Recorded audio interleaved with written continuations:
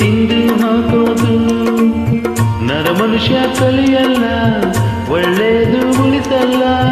ಅವ ನಡೆಯೋ ದಾರಿಲಿ ಗರಿಕೇನು ಬೆಳೆಯಲ್ಲ. ಚಿಲಿಪಿಲಿಗಳ ಸರಿಗಮ ಕಿವಿಯೊಳಗೆ,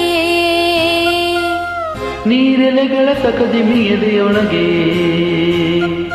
ಬೆಳ್ಳಿ ಹಕ್ಕಿಯಾಗಿ ಹಾರಿ ಹೋಗಿ ನಾವು ಸಂಚಾರ ಮಾಡುವ ಬಾರ. ಆಕಾಶದಾಗೆ ಯಾರು ಮಾಯಗಾರನು ಚಿತ್ತಾರ ಮಾಡಿ ಹೋಗೋಣೆ.